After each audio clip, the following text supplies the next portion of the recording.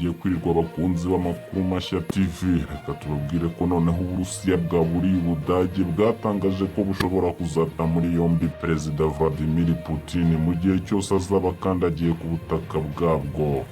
Buvuga ko mu gihe byaramuka bikozwe yaba ari intambara ishojwe.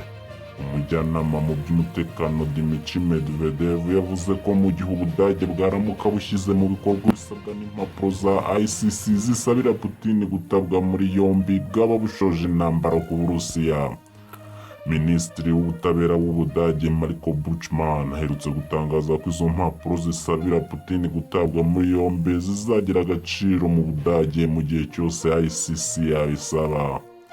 N'umwanzuro wanagarutsweho na chancelier w'Ubudage Olaf Scholz mu ruzinduko yagiriye mu Buyapani, aho yavuze ko nta muntu n'umwe uri hejuru y'amategeko. Mu kiganiro yagiranye n'ibinyamakuru bikomeye mu Burusiya, Medvedev yagize ati nka minisitiri w'ubutabera w'Ubudage wavuze ko Putin ajya azatabwa muri yombi, ese yaba azi icyo bisobanuye? Reka dutekereze. Umukuru w'igihugu gitunze intwaro za nuclear yageze ku butaka bw'Ubudage hanyuma atawe muri yombi.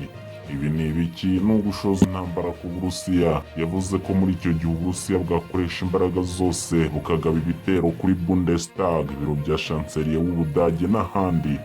Medvedev yavuze ko umwanzuro wafashwe na ICC ufite ingaruka mbi nyinshi. Kuwa 17 Werurwe ICC yashyizeho impapuro zisabira Putin gutabwa muri yombi ashinjwa kwinjiza abaturage by'umwihariko abana bo muri Ukraine mu Burusiya mu buryo bunyuranyije n'amategeko.